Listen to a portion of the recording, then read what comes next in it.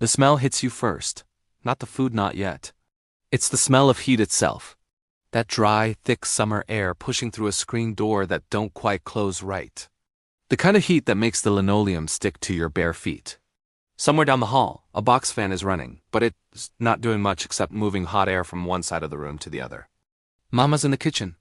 She's got $3.67 until Friday. It's Tuesday. There's a pot of neck bones on the stove, the cheap cut the butcher saved for her because she has been coming to his shop for 15 years. There is a bag of rice in the cabinet that's gone not stretch further than it has any right to. And there is a garden out back that nobody calls a garden, just out back where the collards and tomatoes grow in soil that is more clay than earth. This wasn't poverty. Not the way they showed it on TV. This was survival dressed up as Sunday dinner. This was making $5 look like 50. This was the art of turning nothing into something, and making that something taste like love. We weren't just getting by. We were creating a whole culture of resourcefulness that the next generation would never fully understand. See, there's a difference between being poor and being broke. Broke is temporary. Poor is when you learn to build a life around the gaps. And black families in the 1970s? We didn't just survive those gaps. We made them look good.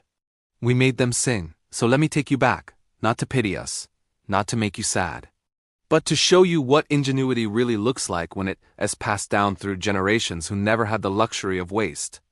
These are the things we did, the things we had to do.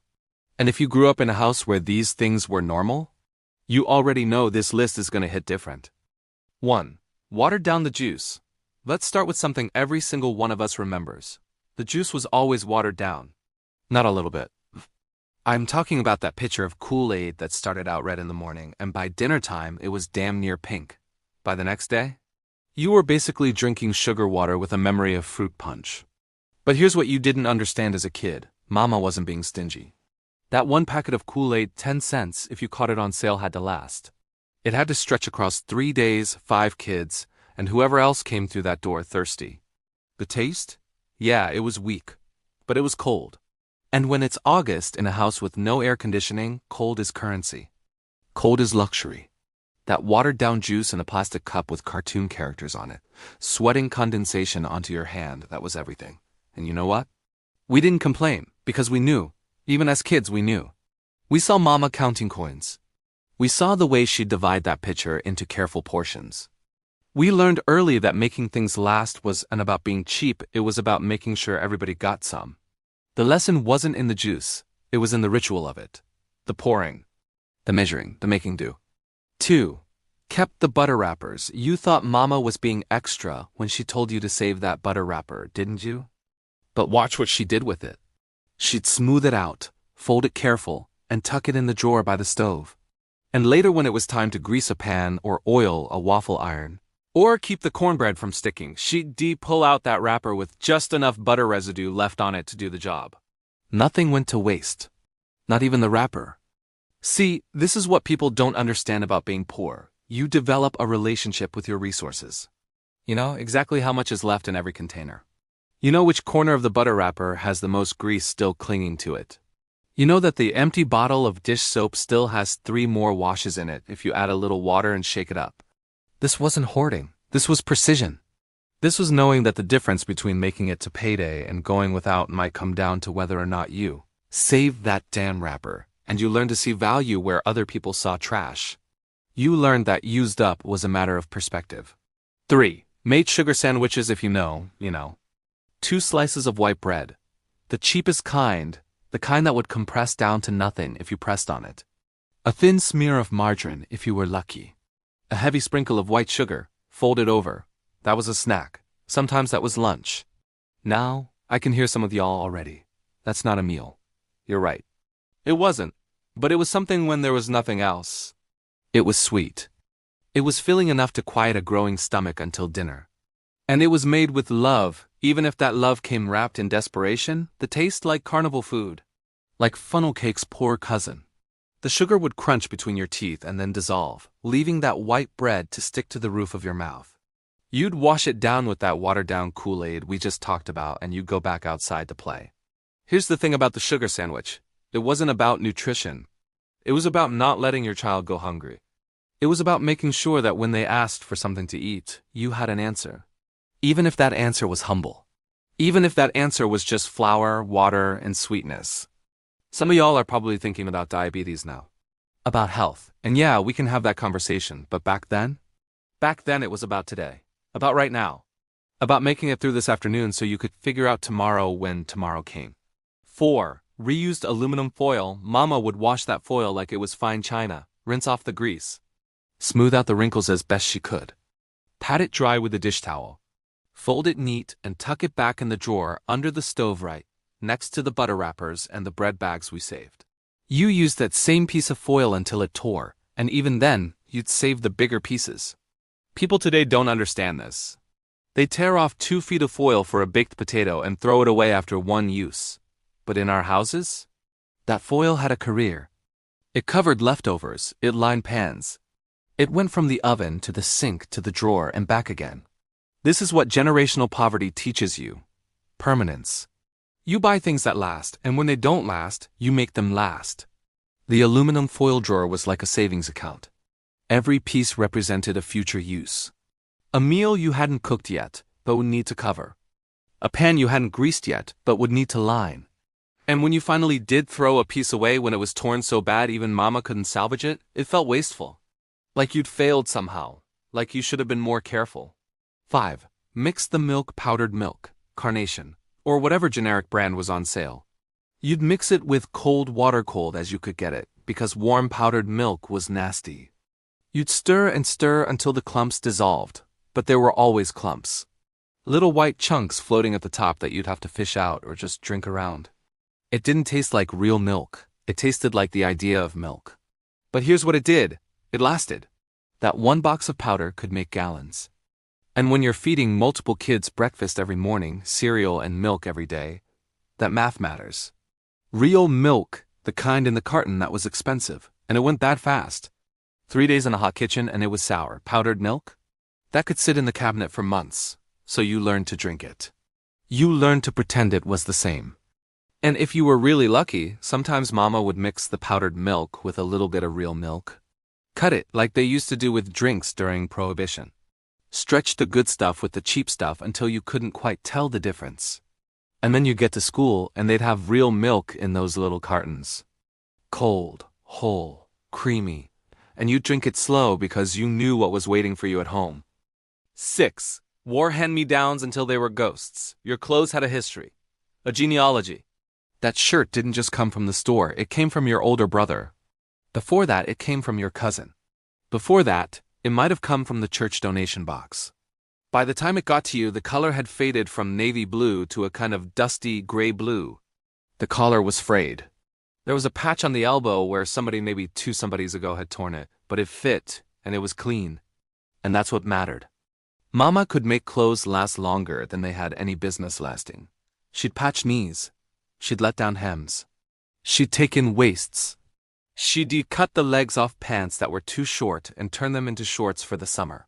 You wore those clothes until they couldn't be worn anymore. Until the fabric was so thin you could see through it. Until there was more patch than original material. And even then, Mama would turn them into rags for cleaning. The shame of it, if you felt shame, that came later. That came when you got old enough to notice that other kids had new clothes. Clothes that still had that store crease. Clothes that matched. Clothes that fit right instead of almost right. But back then, in that moment, wearing your brother's old shirt wasn't about poverty. It was about continuity. It was about belonging to something bigger than yourself. That shirt carried sweat from 3 different childhoods. It held memories in its fibers. It was a map of your family. And when it finally fell apart, you knew some other kid would get your clothes next. The cycle would continue. Nothing was yours alone. Everything was ours. 7. Saved every bread bag and used it for everything. The bread bag drawer. Every black household had one. Those thin plastic bags that the Wonder Bread came in, or the generic brand. Let's be real, those bags had a second life. A third life. They were too useful to throw away. You'd use them to cover your shoes when it rained and you had to walk to school. Slip them over your sneakers. Tie them at the ankle with a rubber band. Your feet stayed dry even if you looked crazy. You'd use them as gloves when you were making meatloaf or seasoning chicken. Disposable gloves before disposable gloves were a thing. You'd use them to store leftovers, wrap up half a sandwich, save some cookies, pack lunch. You'd use them to line the bathroom trash can. You'd use them to carry anything that needed to be separated or kept clean. That bread bag was a Swiss Army knife of household tools. Did kids make fun of you? Sometimes, yeah. The bread bag shoes were a dead giveaway. Everybody knew what that meant. But most of the kids you went to school with, they had their own bread bag stories. They wore the same shoes. So there was an unspoken agreement. We don't talk about the bread bags. The bread bag drawer represented something deeper than just saving plastic. It represented a mindset. It said, everything has potential. Everything can be transformed. Nothing is garbage until you've wrung every last use out of it. 8. Made stretching meals an art form. A pound of beans could feed the family for 3 days, easy. Monday, beans and rice, side of cornbread. Tuesday, beans mashed up and fried, served on toast. Bean patties. Wednesday, the last of the beans thinned out with water and tomato paste, turned into soup. Stretching meals wasn't just about quantity. It was about making people forget they were eating the same thing. It was about creativity under constraint. It was about taking Monday's dinner and disguising it so well by Wednesday that the kids didn't realize they'd been eating beans for 72 hours straight. The chicken? You used every part. The meat for dinner, the bones for broth, the broth for soup. The soup stretched with potatoes and carrots from out back. That one chicken could become 4 different meals if you knew what you were doing. Ground beef got mixed with oatmeal to make it go further. Hamburger Helper wasn't a convenient box meal, it was a strategy. You could take half a pound of ground meat and turn it into enough food for 6 people. Spaghetti night? The sauce had more tomato paste than actual tomatoes. More water than you'd ever admit, but it was hot, it was filling. And if you added enough garlic powder and oregano, it tasted good enough that nobody complained. This is why so many of us grew up learning to cook by instinct instead of recipe. Because the recipe said 1 pound of ground beef, but you only had half a pound. The recipe said 2 cups of milk, but you had that powdered situation. You learned to substitute. You learned to improvise. You learned that cooking was jazz. You followed the basic structure, but you riffed on the details based on what you had in front of you. 9. Kept a credit book at the corner store. The corner store wasn't just where you bought groceries. It was where you bought time.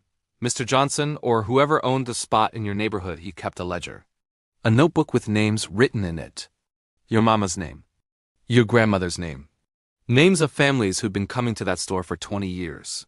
That notebook was trust made tangible. When money was short when it was Wednesday and payday wasn't until Friday, you'd go to the store and Mr. Johnson would let you get what you needed. A loaf of bread, some milk, a pack of hot dogs. He'd write it down in that book, $3.47. Pay Friday. And come Friday, Mama would walk in with that $3.47. Maybe a little extra to say thank you. The debt was cleared. The slate was clean. Until next time. This was before credit cards were common in poor neighborhoods. This was before payday loans and check cashing places on every corner. This was community credit. This was a handshake economy. This was trusting that people would pay because their reputation depended on it. You paid because if you didn't, your mama couldn't get credit next time. Your whole family's name would be mud. And beyond that, beyond practicality, you paid because Mr. Johnson took a risk on you. He gave you food when you couldn't pay. That meant something. The credit book wasn't just about survival. It was about dignity. It meant you didn't have to beg. It meant you didn't have to go hungry. It meant there was a system, informal, built on trust and history, that caught you when you stumbled. 10. Fixed everything ourselves. You didn't call the landlord. You couldn't afford to, and even if you could, he wasn't coming anyway.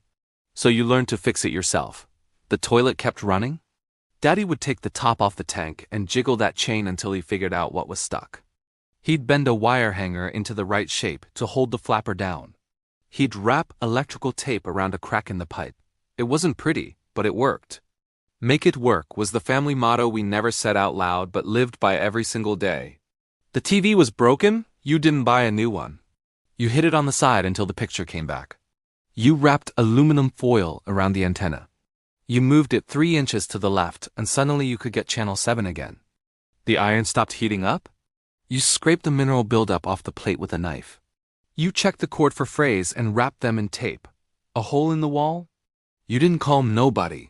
You mixed up some spackling paste or just used toothpaste if the hole was small enough, smoothed it over, let it dry, and painted over it with whatever paint was left in the basement from 1967. This is how you learned practical skills. Not from YouTube tutorials. Not from a manual. You learned because you had to. Because calling a plumber cost money you didn't have. Because the landlord didn't care if your heat worked or not. You learned that most things that seem complicated aren't. You learned that most problems have simple solutions if you're willing to try. You learned that your hands could do more than you thought they could. And honestly, this might be the most valuable thing poverty taught us. Self-reliance, resourcefulness, the confidence that comes from knowing you can solve your own problems. 11. Turned off lights like IT was a religion. You think I'm made of money? Turn that light off. If you heard that once, you heard it 1,000 times. Electricity wasn't free. Every bulb that burned was money evaporating into the air.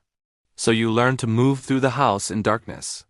You learned the layout so well you didn't need to see.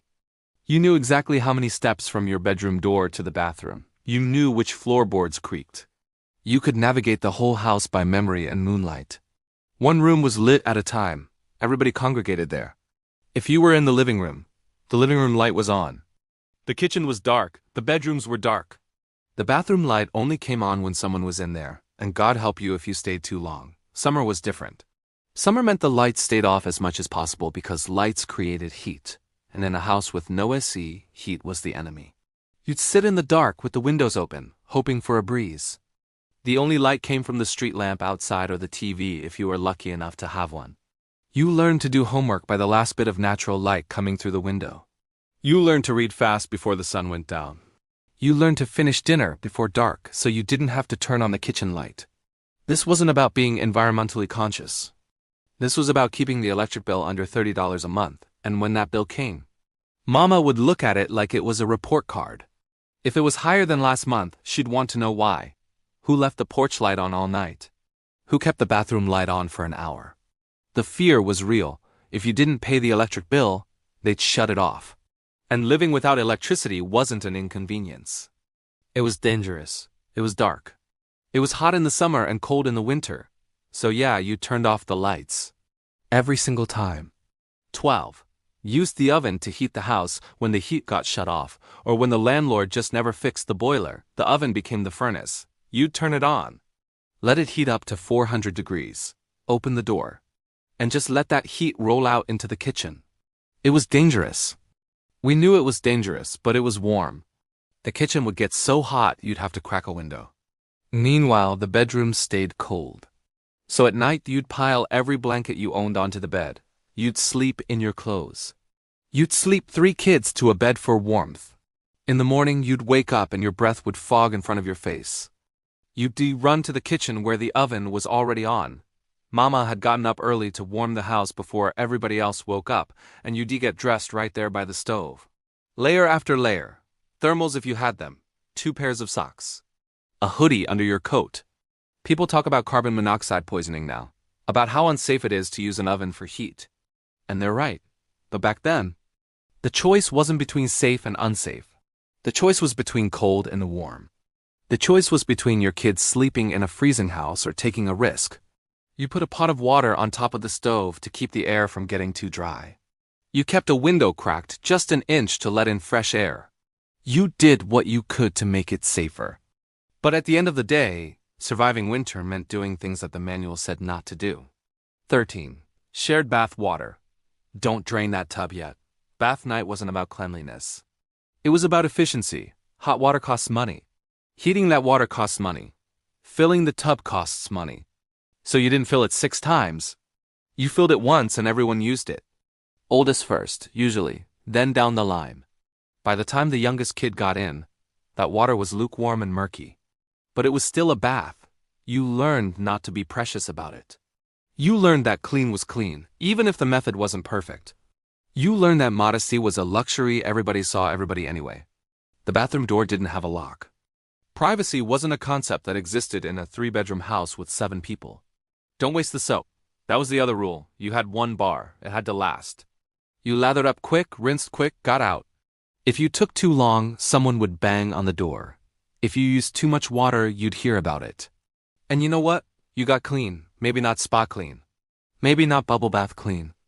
But clean enough for school. Clean enough for church. Clean enough to hold your head up. The shared bath water was a reminder, we're all in this together. Your comfort doesn't come before the family's needs. We all make sacrifices so everyone can have something. 14. Made government cheese a gourmet experience. If you grew up on government cheese, you remember exactly how it tasted. Dense, salty, orange like a traffic cone. It came in a 5-pound block wrapped in generic packaging, no brand name. Just cheese stamped on the side. You got it from the welfare office or the church distribution center. You stood in line for it. And when you got it home, you treated it like gold. Because it was protein, it was calcium. It was free. That cheese became everything. Grilled cheese sandwiches that held together like concrete. Macaroni and cheese that was so thick you could cut it with a knife, melted over rice. Mixed into scrambled eggs, cubed up and eaten plain as a snack. It didn't taste like the cheese from the store. It tasted like survival. It tasted like the government finally doing something for you after taking everything. It tasted like pride swallowed and hunger satisfied. There was shame attached to that cheese. You knew it marked you. You knew what it meant.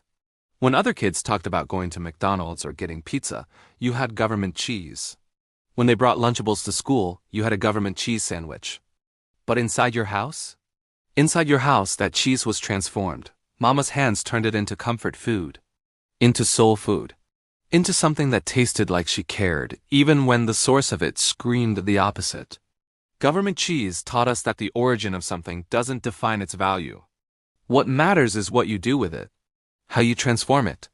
How you refuse to let circumstances steal your dignity. 15. Played outside until the streetlights came on. Entertainment wasn't something you bought. It was something you made. No cable TV, no video games, no tablets, just the outside. Just the block, just each other. And honestly, that might have been the richest part of being poor. You played until your mama yelled for you. You played until the streetlights came on. That was the universal curfew. You played games that had been passed down through generations. Red light, green light. Mother, may I hide and seek tag. You made toys out of nothing. A stick became a sword. A cardboard box became a fort. An old tire tied to a tree became a swing.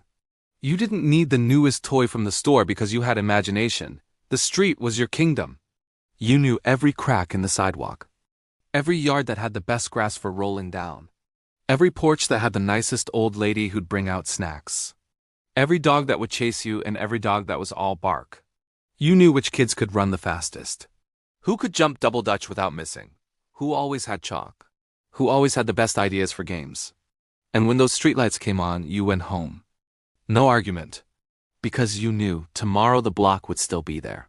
Tomorrow you'd play again. Tomorrow you'd run until your lungs burned and laugh until your stomach hurt. That free entertainment? That outdoor childhood? That was wealth that nobody could take from us. Some people look back on that and see poverty. Kids playing outside because they had nothing else to do. But we see something different. We see community. We see freedom. We see a childhood that was lived, not watched on a screen. 16. Drank water instead of anything else. Juice was for special occasions. Soda was for birthdays, maybe. Milk was for breakfast if you were lucky. But water was free. If you're thirsty, drink water. That was the answer to every request for something else. You learned to love water. Or at least you learned to accept it. That metallic taste that came from old pipes. That chlorine smell that meant the city had just treated it. That lukewarm temperature because the ice trays were empty and nobody was wasting ice on drinking water. Sometimes you'd add a squeeze of lemon if there was one in the house. Sometimes you'd let the tap run cold for a minute before filling your cup. Sometimes you'd just drink it fast so you didn't have to taste it. But here's the thing, water kept you alive. It kept you hydrated when the summer heat was trying to kill you.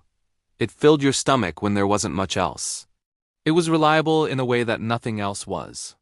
And now, as adults, when people ask us why we drink so much water, why we always have a water bottle with us, why we choose water over everything else, we remember. We remember when it wasn't a choice. We remember when it was all we had. That early relationship with water? It accidentally made us healthier than the kids who grew up drinking soda with every meal. 17. Grew food in whatever space we could find. If you had a yard, you had a garden.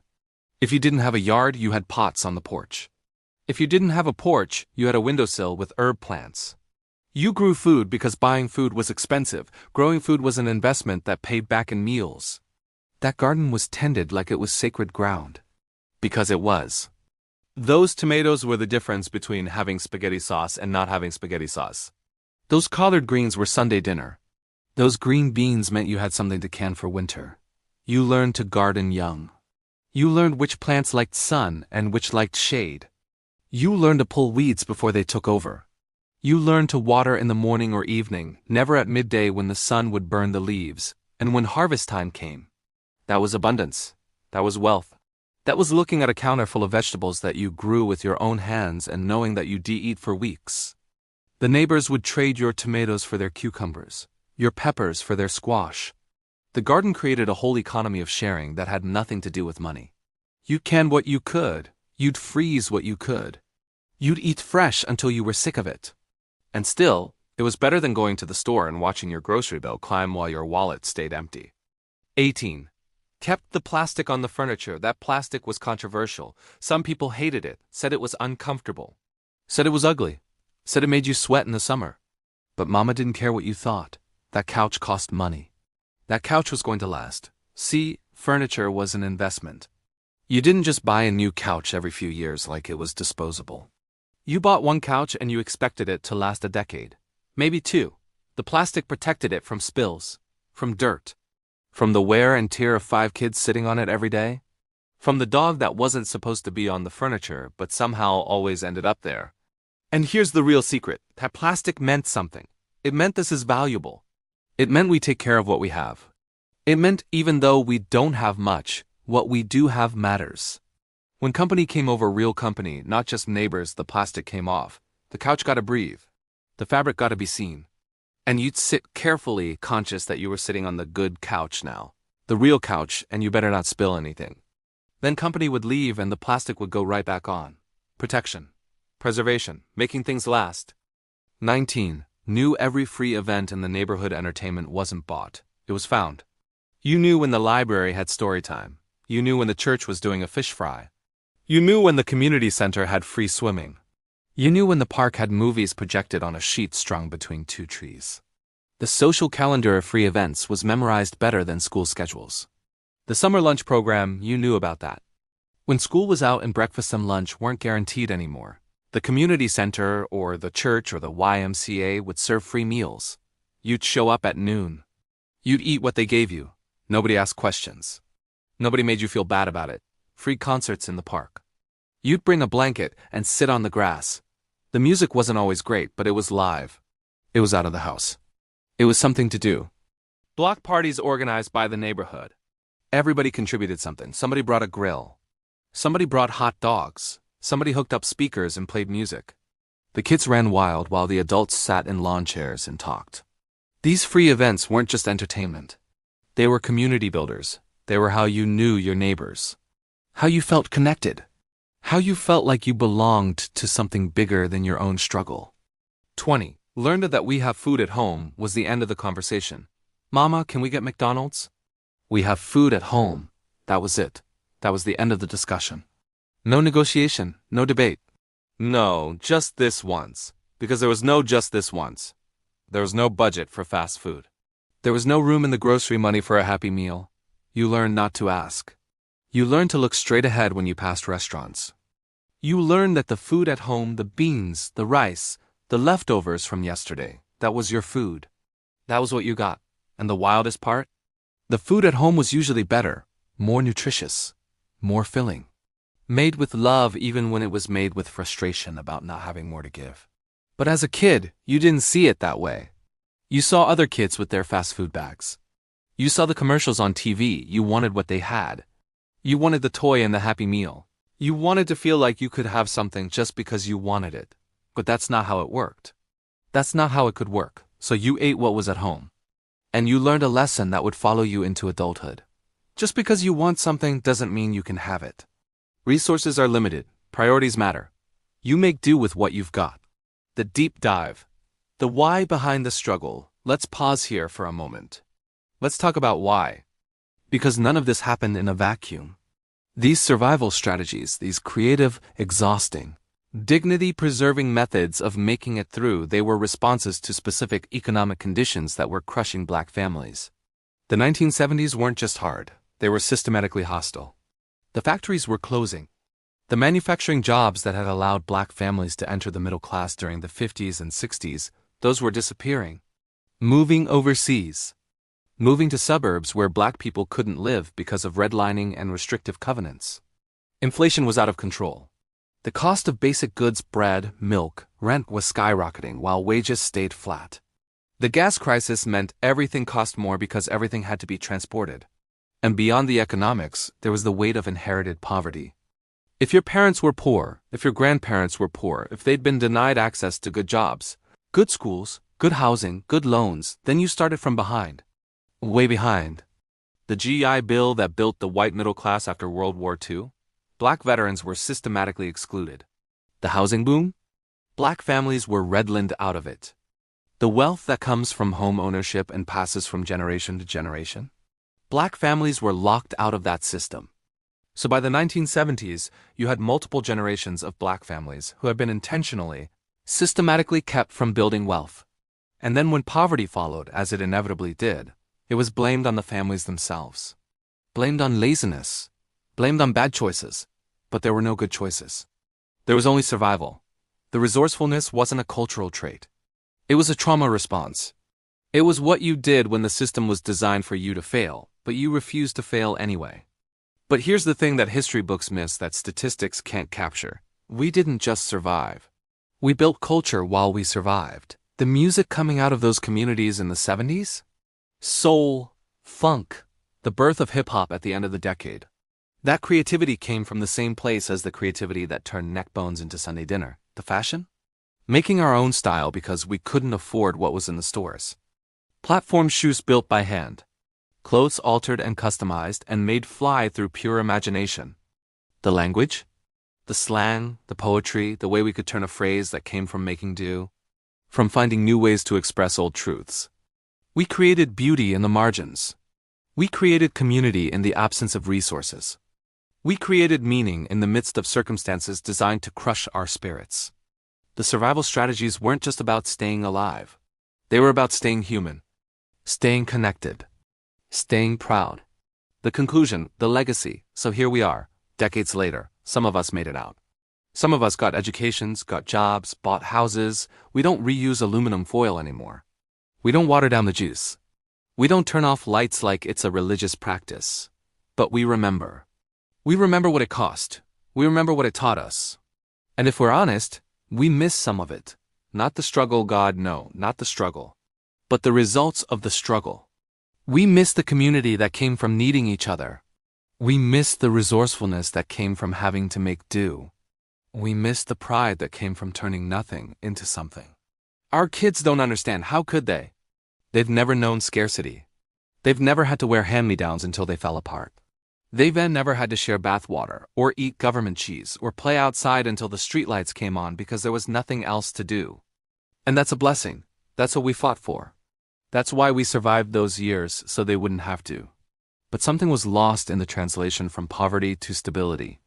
The closeness that came from everyone piling into one room, because that's the only room with heat. The gratitude that came from knowing exactly how much something cost. The creativity that came from having to invent entertainment instead of buying it. Our parents and grandparents who lived through those years, they're watching us now with mixed feelings. Proud that we have more, worried that we appreciate it less. Hoping that we'll teach our kids something of what they taught us, even if the context is gone. So maybe that's the real lesson. Maybe it's not about romanticizing poverty or pretending it wasn't hard. It's about recognizing that survival taught us things that prosperity never could. It taught us community, resourcefulness, gratitude, pride, dignity, creativity, resilience. It taught us that wealth isn't just about money. It's about what you can make with what you have. It's about who shows up when times are hard. It's about knowing that you can survive anything because you already have. We survived. We thrived. We remembered. What's a memory from this list that hit home for you? Drop it in the comments. Let's keep these stories alive.